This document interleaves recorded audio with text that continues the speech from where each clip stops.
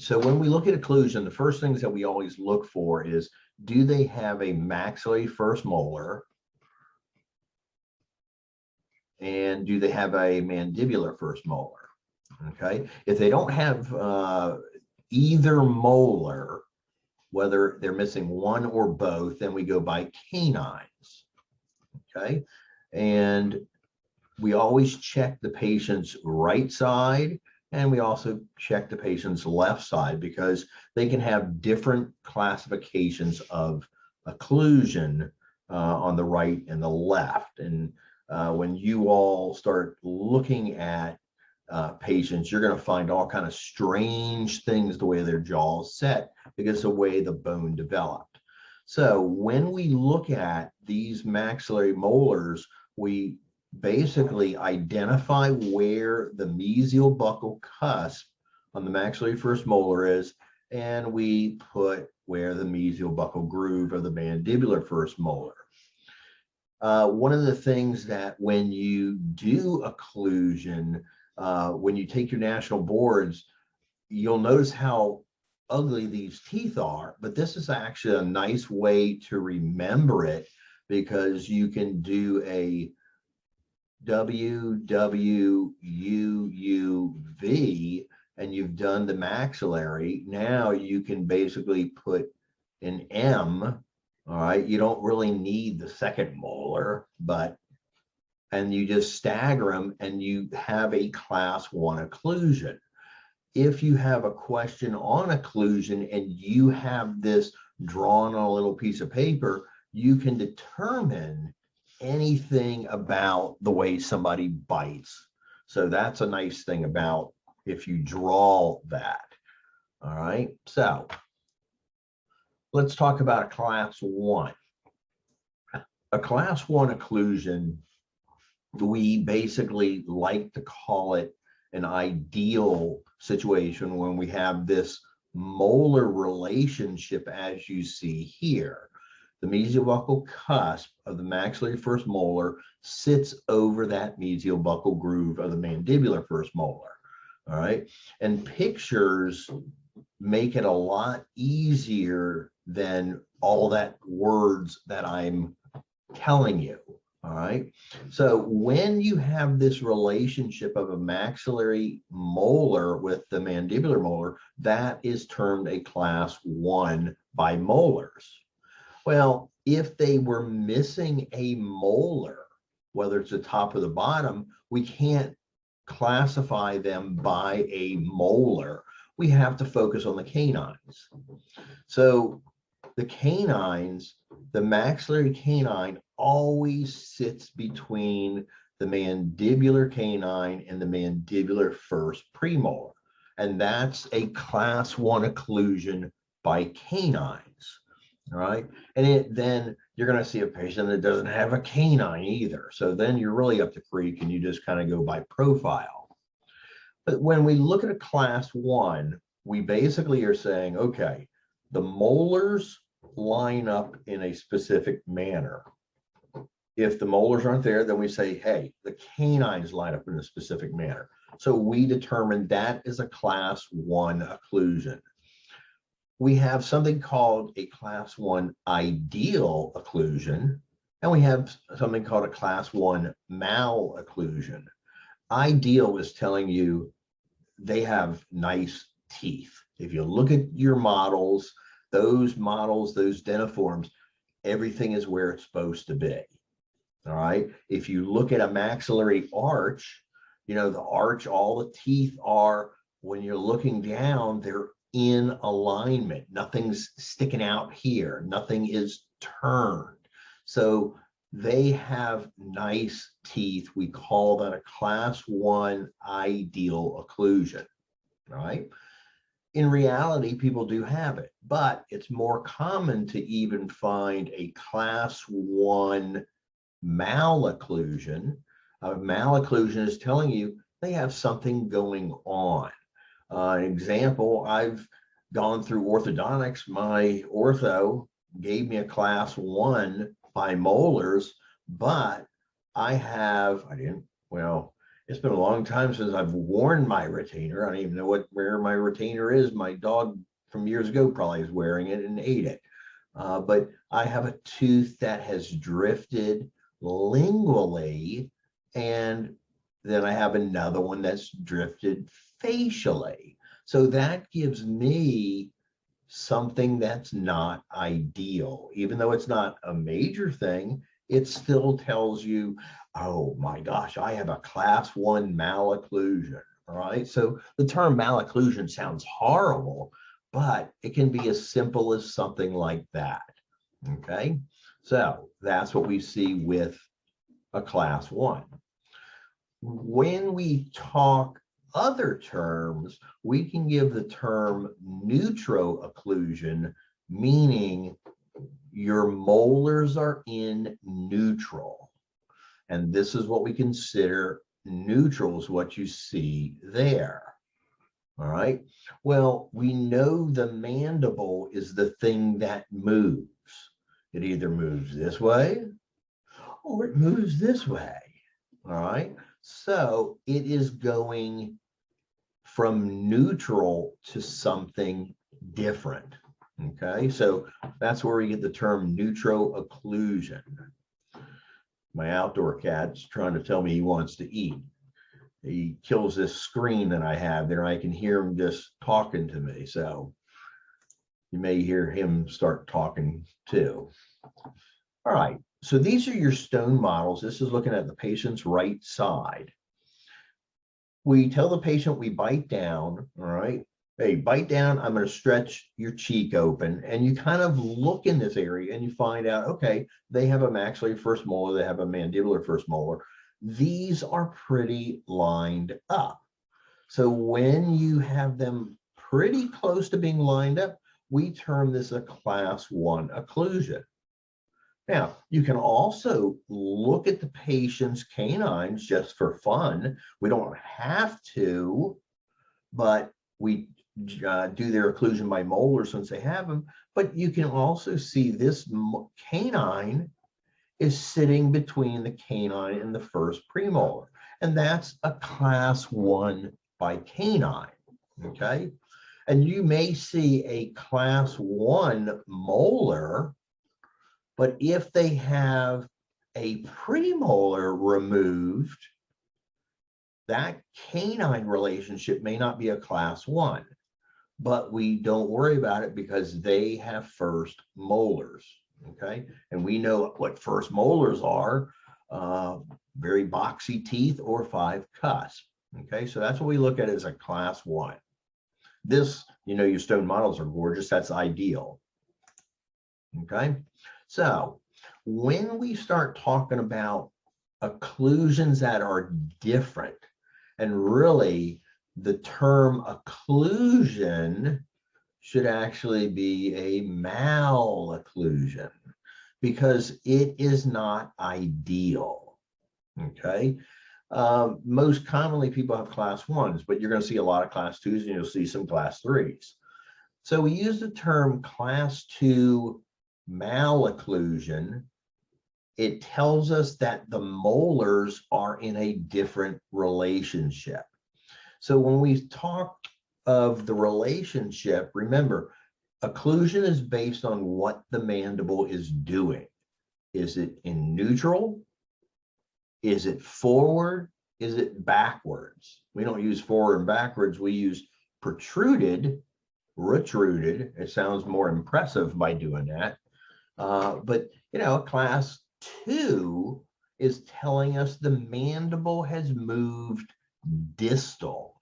So when we look at what we call a distal occlusion, it's just a fancier term for saying, hey, this mandibular first molar has moved distal, okay?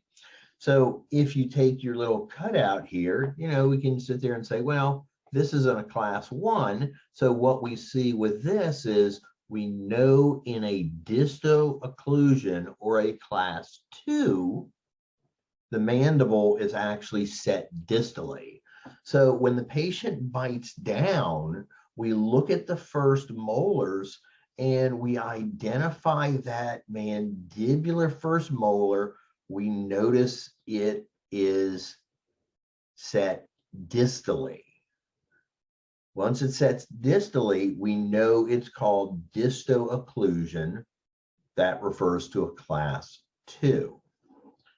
Now, things that we can also associate with this, if they were missing a molar, let's say they're missing a mandibular first molar, we now have to go by canines. So you kind of look at where the canines should sit, okay? So again, if you draw out that class 1, you know that you're going to have a class 1 like this. Well, I got to give you some more teeth. There you go.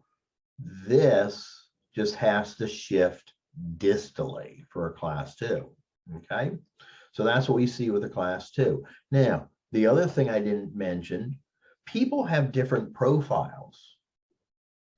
When somebody has a class 1, they have what we call a Mesonatic Profile. It's a flat or straight profile. That's the most common thing you're going to see.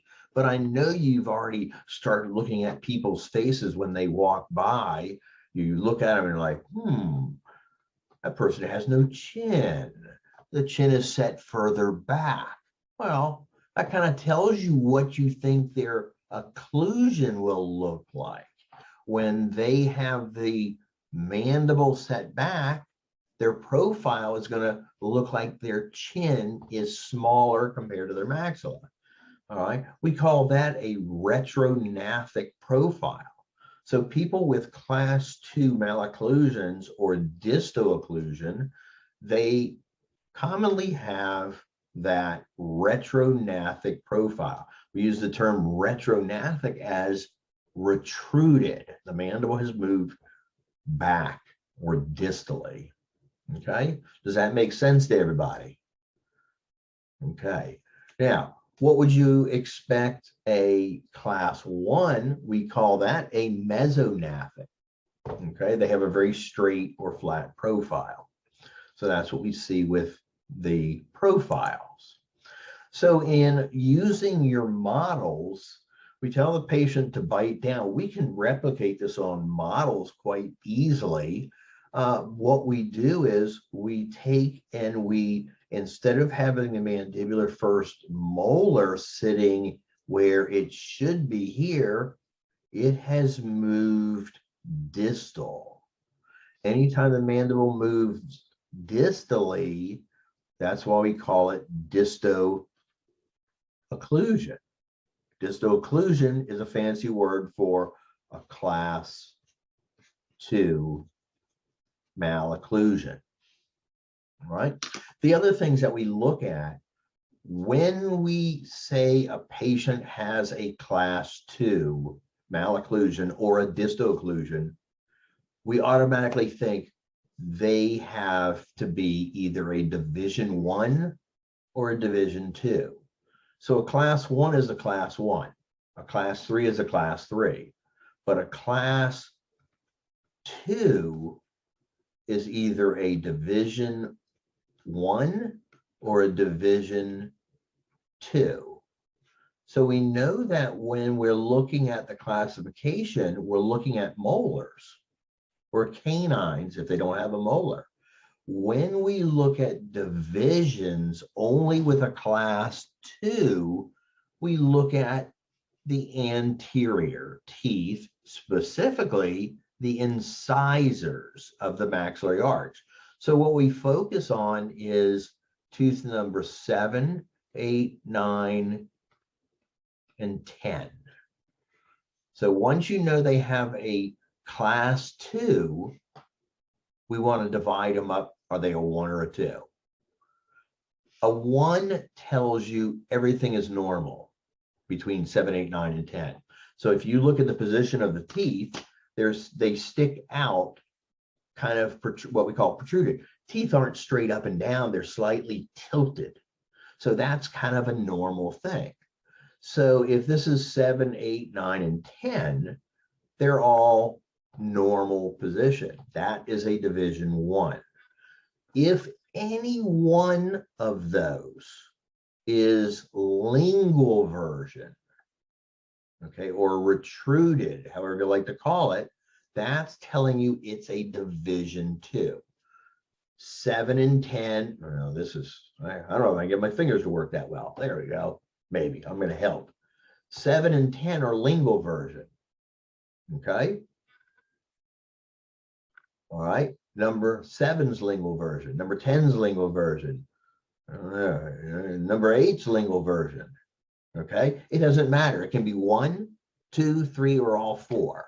Commonly, you're going to see 8 and 9 lingual version, but that's telling you it's now a division 2. All right. Well, when you look at this, this is an actual patient. The ones that you have, the stone models, are a mold, probably of, they could be of some patient, but it's replicated. Well, this is an impression taken on a patient, and a study models were made. When the patient bites down, the first thing you notice is, man, their mandible is way back. All right, look at, oh, what is the term that describes that measurement?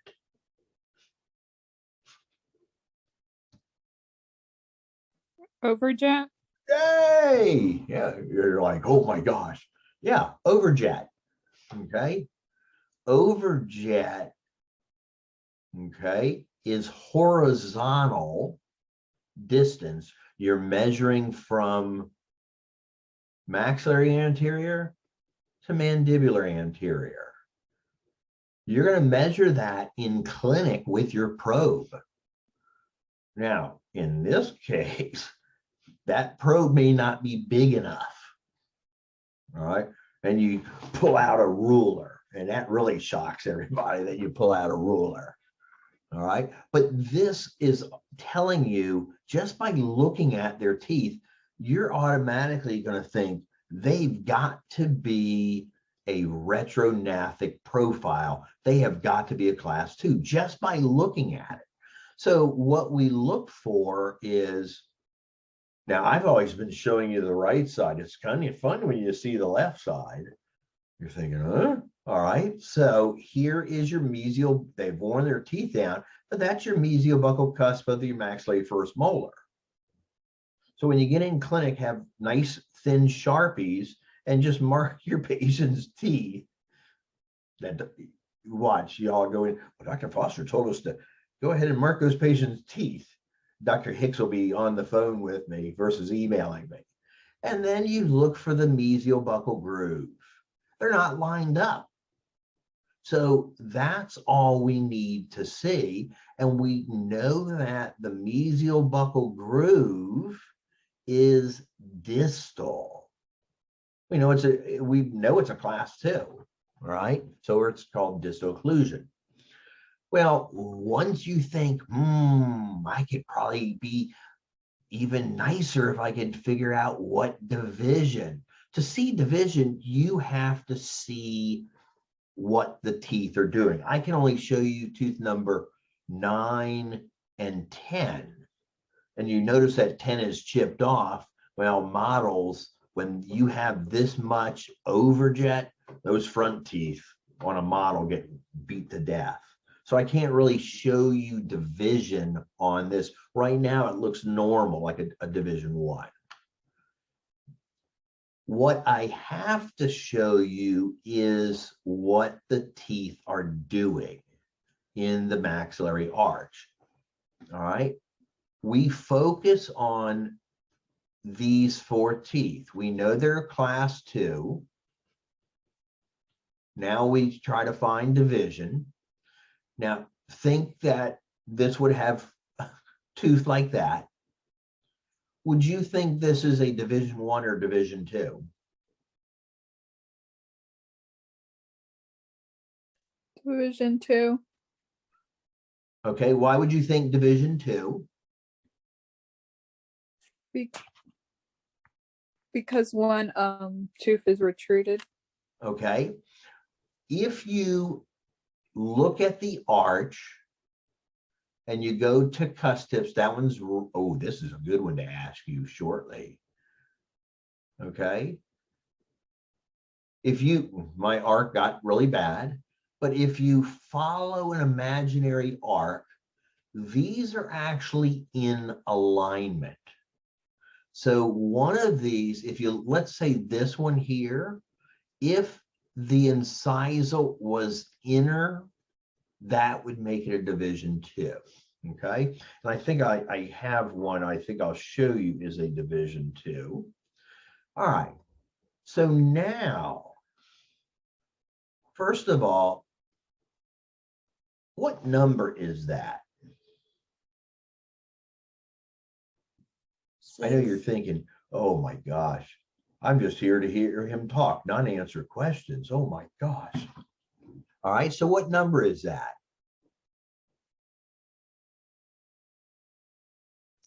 Six. Yeah, that's 6. Good. Okay.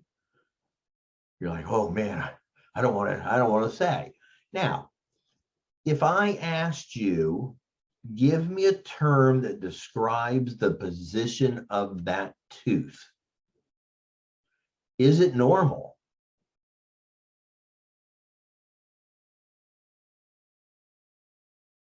Is it rotated mesially? Oh, wonderful. Yes. You'll notice that the mesial and the distal slopes are like this. All right. This tooth is rotated to the mesial. Now, somebody may say, well, it's torsiversion. Well, yeah. But what would I do on your test? That's what I would do. I want to know, is it rotated that way or is it rotated that way? That's a big difference. Okay. It's like me telling you, turn your chair to the side. Well, some of you go to the right, some of you go to the left. Well, you got to know which side you're going to. So that is rotated to the mesial. If you said mesial torsiversion, that's good. Mesial rotation, that's good. Torsiversion to the mesial, that's good. You can, oh my gosh, you can go to town. Me, I don't even like the word torsiversion. I like rotated to the mesial. Torsiversion is a weird word, at least to me it is. All right, everybody good?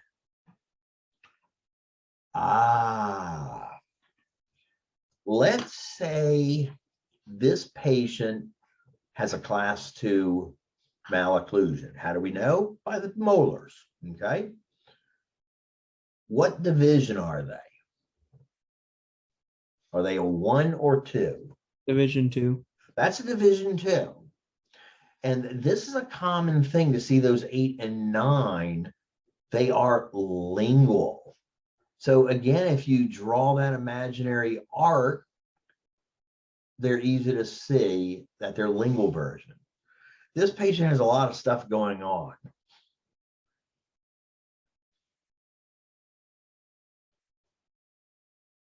What number is that?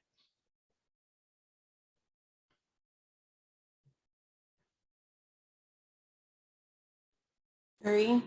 Good. Yep, that's 3. I'm being nice and at least not saying, give me the name of that tooth. Oh my gosh, that's all right. So 3. Is 3 in normal position? No. No. It is rotated, correct? So normally the buccal cusp should sit in this plane. It's rotated again towards the mesial.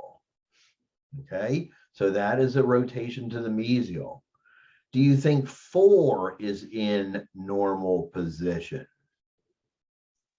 No. No. You'll notice that it's rotated to the mesial as well.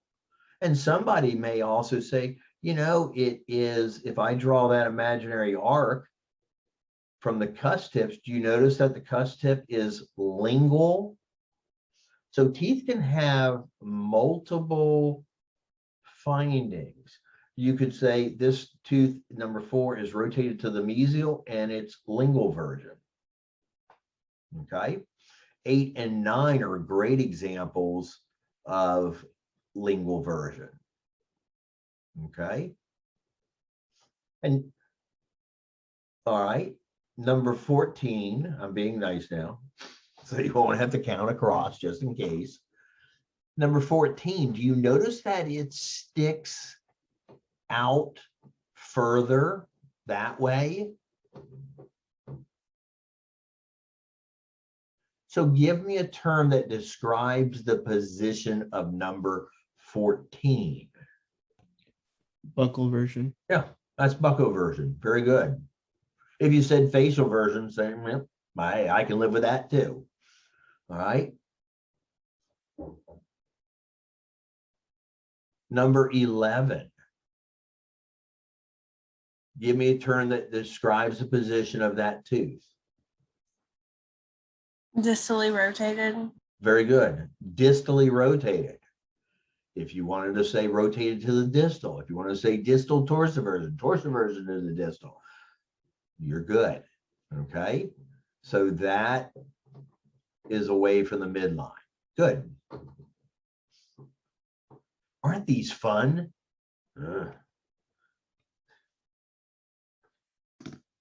So yeah, all right. So now we tell the patient, all right, bite down, we're gonna look at the left side. We're gonna identify, this may freak you out. You're like, oh my gosh, you're missing a tooth. I don't care. We're focusing on what's happening back further. So mesial buccal cusp of the maxillary first molar, mesial buccal groove of the mandibular first molar. When you see this situation, you know it's not in neutral. What we have is the mandible is protruded or forward. Well, this is prognathic. So when we have the mandibular first molar moving mesial, we call it mesial occlusion. Mesial occlusion, fancy word for a class 3. And you're gonna see most people, hey, that patient's got a class 3, or they may even say they got a class 3 occlusion. We know it's a malocclusion, but it's just easier just calling them a class 3. Okay, so that tells us what we see there. And if you look at the position of the anteriors, we know that normal overlap of the maxillary, overlap of the mandibular, it's kind of different. These are leaning inward, so that's why you're seeing a little bit of overlap, but here you're starting to see a crossbite. And you have to have better pictures to see crossbite, stuff like that. So when we talk about a class 3 occlusion or class 3 malocclusion, we use the term mesial occlusion. Again, everything with occlusion is based on the maxillary and the mandibular first molars, what they're doing. Specifically, it's what the mandibular first molar is doing. If the mandibular first molar is in neutral, hey, we're happy. If it's not, we just figure out which direction it has moved. So in a class 3 or mesial occlusion, it's telling you that that mandibular first molar is moved forward or mesial. You got to think, if the first molar moves mesial, the canine situation will move mesial as well. So this is what we see in a class 3. The mesobuccal groove has moved mesial from neutral. Okay.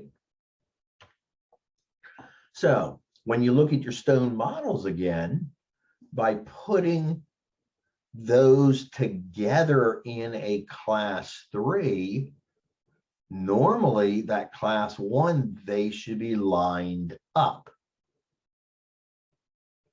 That has moved in that direction. So it gives us a class 3. Okay. Class 3, you like to get really fancy, call it a Mesial Occlusion. That'll impress your instructors. They're used to hearing class 1, 2, and 3. So you can say, hey, let me be impressive today. All right. So, and then turn around and call it gums, and that'll take it right away. So we tell this patient to bite down. I mean, just looking at the models, you're thinking, holy moly, that chin is much more forward. Okay. So we have a potential for a class 3. So we find our maxillary first molar, we find our mandibular first molar. They are not lined up. We draw the arrow in that direction, meaning the mandibular first molar is mesial. Now we're saying it's a class 3.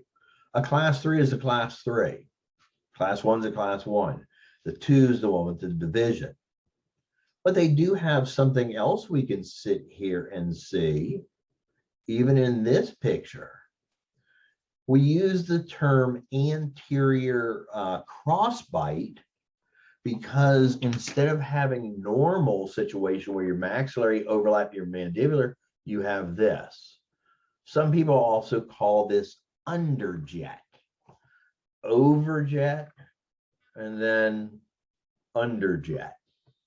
Okay, I don't use, I like crossbite. I don't know. Underjet just doesn't work for me, but I'm familiar with the terms. Everybody's got their favorite terms. That's, I don't know, underdog, underjet, something like that. All right. So how's everybody with occlusion? We good? Okay. And then Friday, when I'm going to make you all use your hands to replicate underjet, anterior open bite, crossbite, all that kind of stuff. So we'll kind of do there. All right. So, skull. We can sit here. This is a gorgeous skull. Wish I owned this skull. This is one I had at school, and they had all their teeth, and the only bad tooth was number 7. It just dried out and chipped. But we can see a lot of things in this skull. We can see a lot of things as far as the anatomical findings. Realistically, yeah, you got cranial bones and all that kind of garbage. Y'all have already learned that. What we really like to focus on is what we're going to see in dentistry, because a lot of these findings are radiographic findings that you're going to take with you into your next semester, and they're going to show you on x-rays what they look like. So some things that we see, there's a pointy area here at the base of where the nasal cavity would be. Now, do I want to tell you what that is, or do I want to ask you what it is? I think I'll ask you what it is. It's more fun.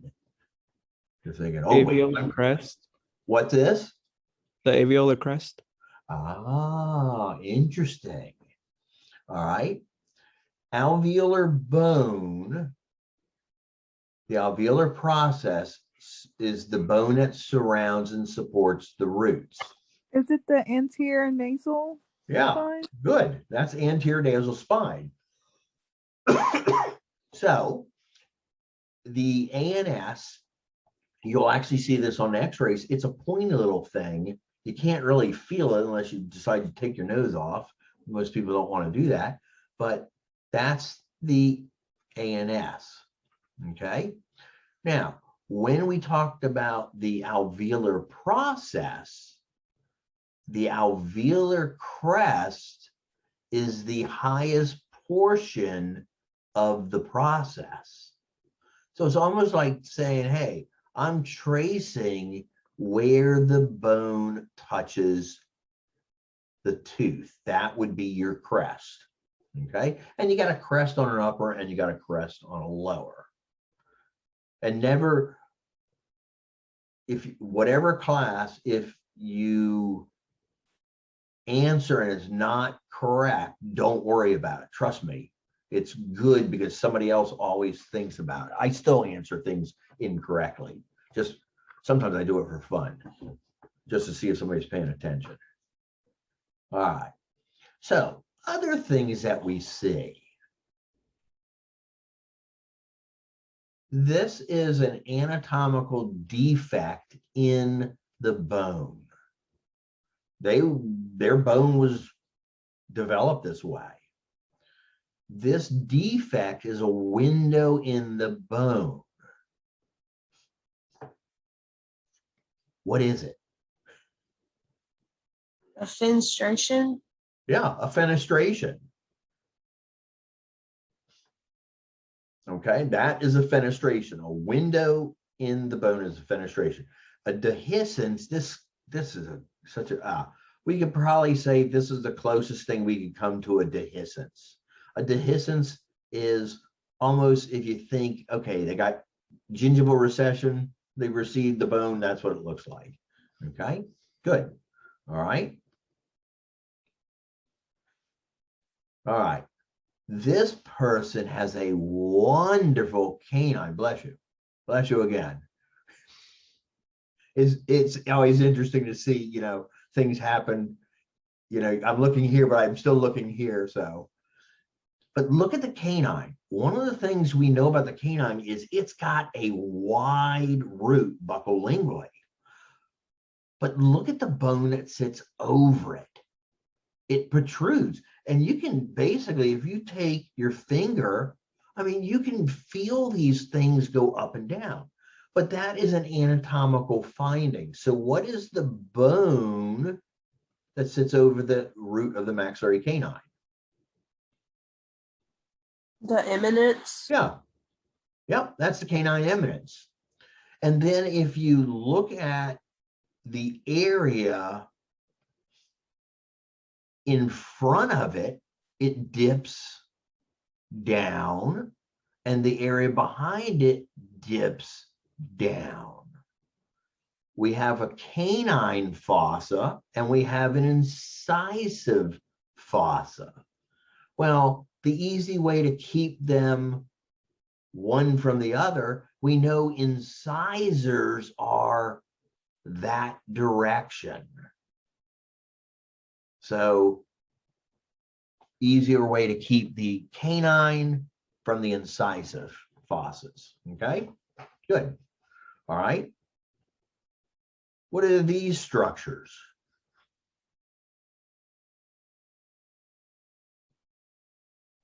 Mental foramen. Yep, mental foramen. Okay.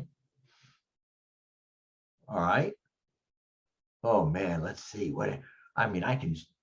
Let me go to a better view. I have more fun when there we go. There's your mental foramen. All right.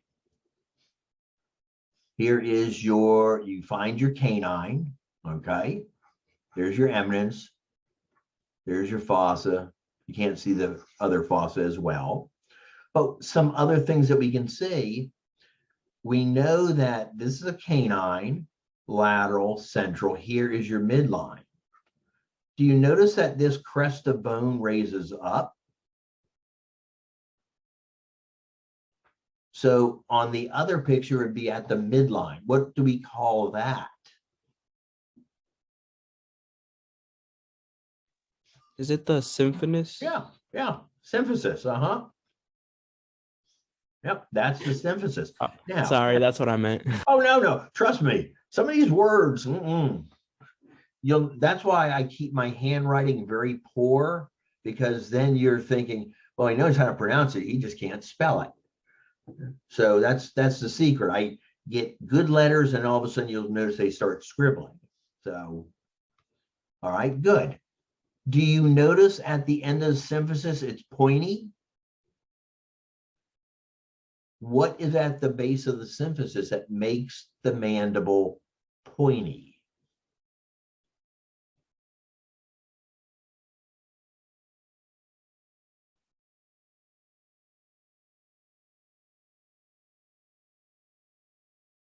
Is it the protuberance? Yeah, protuberance. You're like, I can't find these in the notes. He keeps going this way, this way. He's just bouncing all over. It's not helping me any. I know it's horrible. All right. This is your body of your mandible. This is your ramus. Okay. You have a divider, whatever. Angle of the mandible is here. Okay. This bottom edge is called the inferior border of the mandible. Okay. All right. In this view, condyle is up in here. Okay. We got our little shark fin way up in there. We got our notch in here, but I've got better views for that. What else can you see in here? I'll give you a hint. It's here.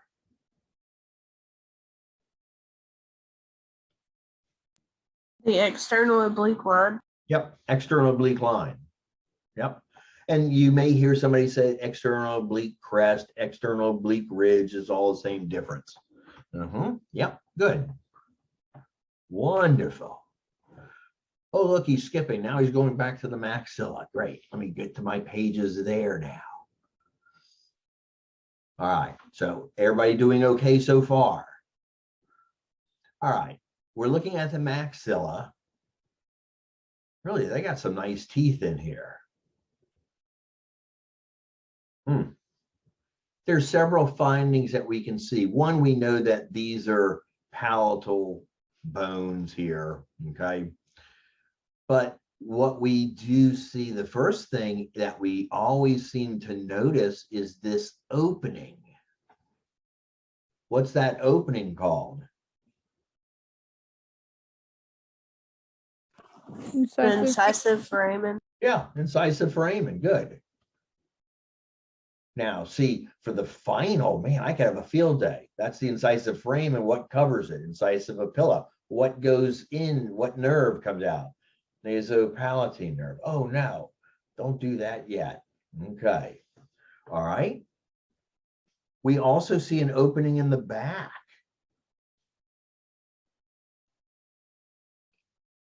What are the openings in the back called?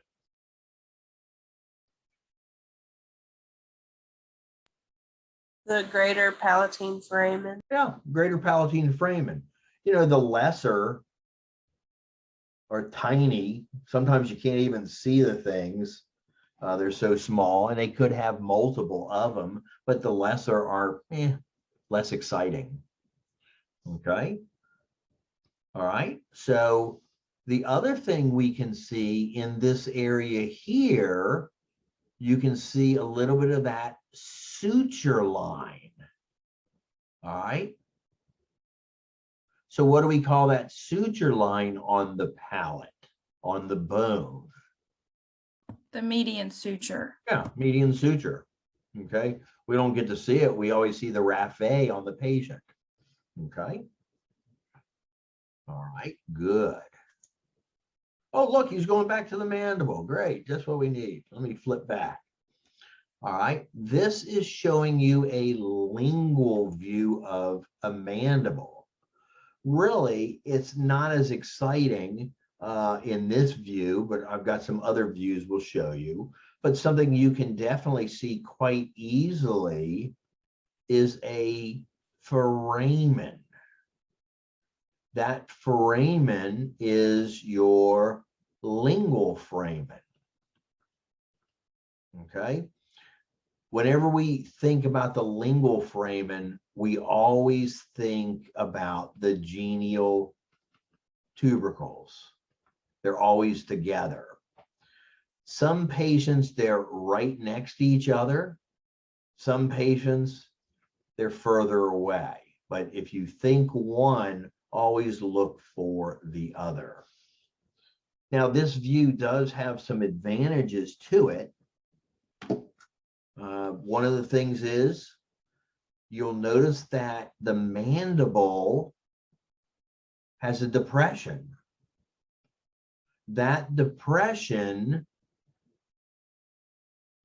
is your submandibular fossa.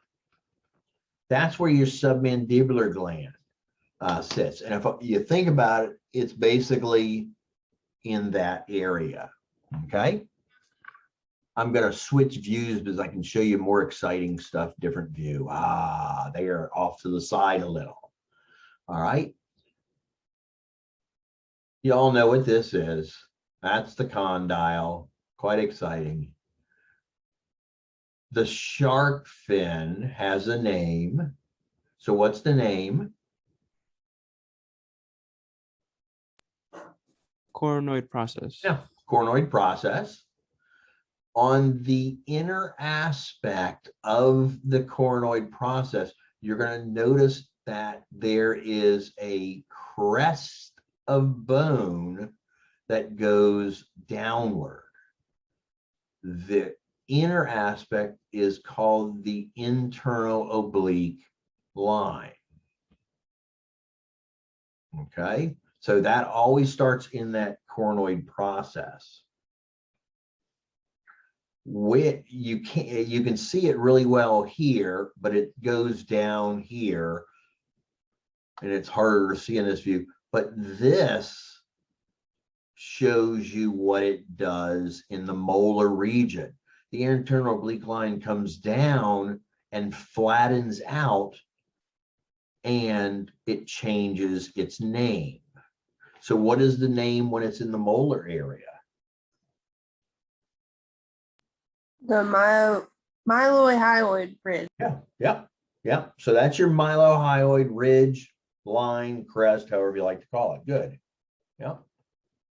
Okay. So again, here's your submandibular fossa. Sublingual fossas, sometimes you never see them. They're somewhere up in this vicinity.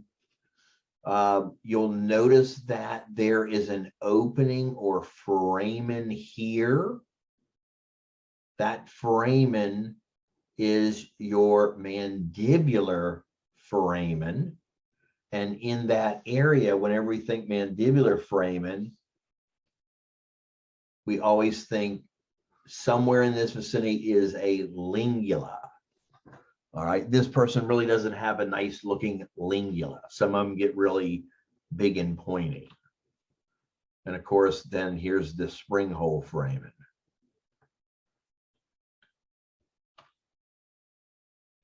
All right, looking at the mandible from the front, we see the coronoid processes, the condyles.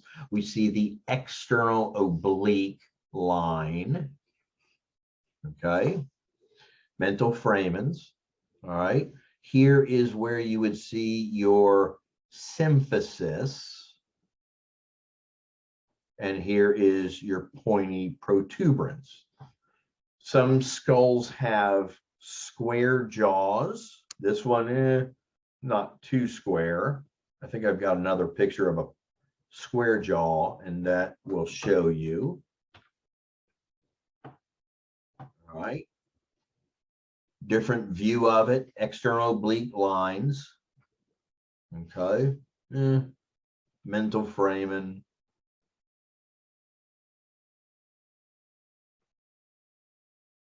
Give me a term that describes the position of tooth number 25. Distally rotated. Yeah, good. Distally rotated. Very good. Oh, okay. A lot of teeth missing. All right. Condyle, coronoid process, external oblique line, angle of the mandible, inferior border. What is this?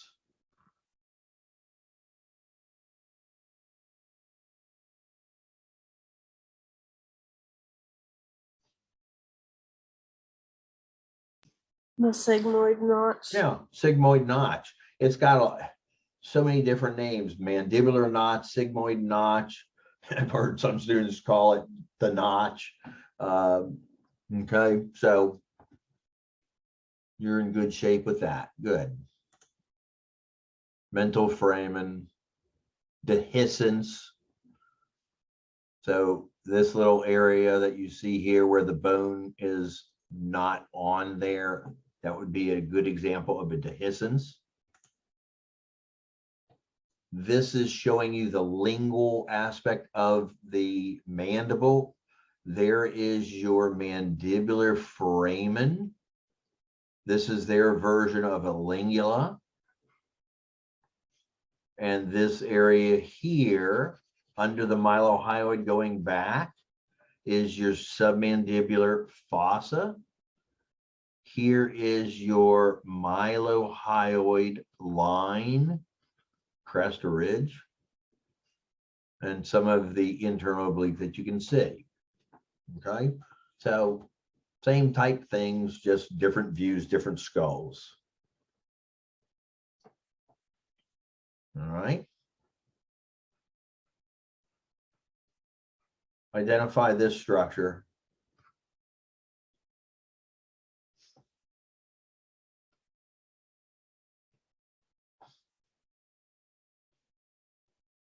The mylohyoid. Yeah, mylohyoid line, ridge, crest. Oh, trust me, I'll ask you the same questions over and over. You're thinking, is he asking me the same question? Yes, he is. We know this is the coronoid process. Here's your mandibular sigmoid notch, condyle. What am I drawing? Internal oblique line. Internal oblique line, yep. All right, what is this area of bone here? Lingual. Yeah, lingula, good, yeah. Always near hole or foramen, mandibular foramen. This area here, again, is where you would see your submandibular fossa. Okay, that's a heck of a lingula. That is one of the pointiest ones I've ever seen on a skull. It would cut paper. And you can see a nice internal oblique line. Okay, inner aspect of that mandible. All right, mandible. You can see whenever you see a foramen on that inner aspect of the mandible, so the mandible is, you know, horseshoe shaped. I'm looking at this view. That is your lingual foramen. Now, around there, some people have different genial tubercles. Some have protrusions that go out. Some have any versions, just like belly buttons. Some go in, some go out. Well, people have weird combinations of anything. So that's its version of the genial tubercle. On an X-ray, the weirdest thing is this is what it's going to look like. A donut hole for the foramen and the genial tubercle. And even though you look at the skull, it always tends to come out that way in appearance. Can't explain why. That's it from a different view. There's your lingual foramen. And you can see pointy, got a couple extra points, got some innies. Okay. I wonder if anybody's ever done a study. They have an innie or versatility. Is their belly button the same way? Government would probably pay me. Okay. So when we look at this version of the skull, one of the things that we can also talk about is this area. This area is your TMJ. All right. So when we look at the TMJ, we basically focus on the condyle and the temporal bone. Okay. So there's lots of different ways to look at TMJ. When you go on Google, you can find nice colored pictures, but basically they're all showing the same type of thing. We know that this is the coronoid process. We know that this is the condyle. Well, whenever we have a TMJ, we know that the condyle is made of bone. The temporal bone is on the opposite side where the condyle sits. Well, in between, you have to have a cushion. The cushion between the two bones is the articular disc. Okay, and that cushion is a fibrous cushion to help basically keeping bone rubbing on bone. The rule of thumb is whatever the condyle does, the disc does with it. So when the condyle moves, the disc goes with it. That's ideal.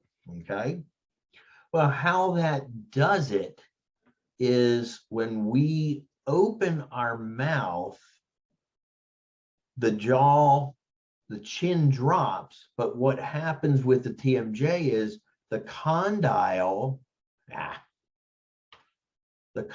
moves down the opposing bone. So it goes downward. Okay, so that tells us the jaw opens just by the way the muscles are pulling it. So the condyle, to get the bone to pull, you have muscles grabbing the neck of the condyle, and when they contract or shorten, it pulls the condyle forward. And that's what we look at when we talk about the muscles of mastication, the lateral pterygoid. This muscle shortens, it pulls the condyle, it pulls the disc with it. And we know we have bone, we have cushion. Well, we also have jelly sacs to keep everybody moist. And the jelly sacs are synovial cavities. So we have a bone, a sac, a disc, a sac, bone. Okay, so that's basically what we see when we look at the TMJ. When we look at other areas, when we talk about the condyle, the main portion that the condyle uses is this portion. And the reason being, when that jaw opens, this is the area that is sliding against the opposing bone. Remember, the bones really don't touch one another, but that's how they kind of work. Like my flat area on my hand versus this flat area, they're opposing that way. So that's what we mean by the working surfaces. So the condyle has what we call an articulating surface, meaning the surface of the front and top articulates or joins, opposes a certain bone. All right. We also have a cup of bone that the condyle sits in.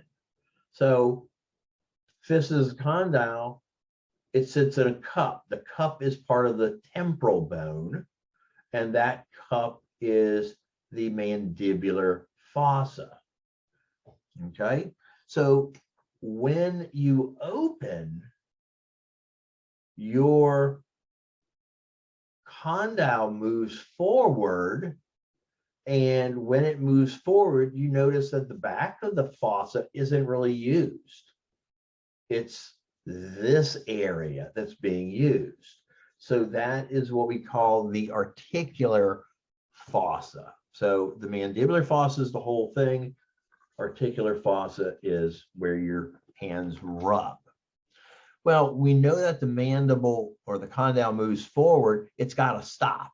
We don't want it to keep going. Otherwise, you'd be able to open your mouth up really wide and be some kind of sideshow freak in a circus. Well, it goes to a certain point on the temporal bone. We call this the eminence, okay, the articular eminence.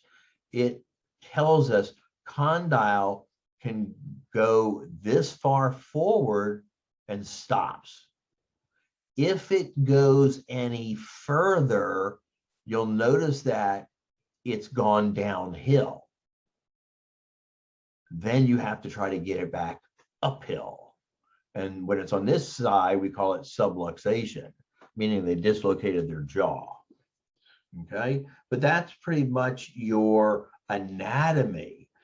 What we look at is disc moves because the condyle moves. If the condyle moves, disc has to follow it. All right, condyle goes to the eminence, the disc goes to the eminence. When we close, everything goes back. Okay. All right. And Friday, I'll cover some more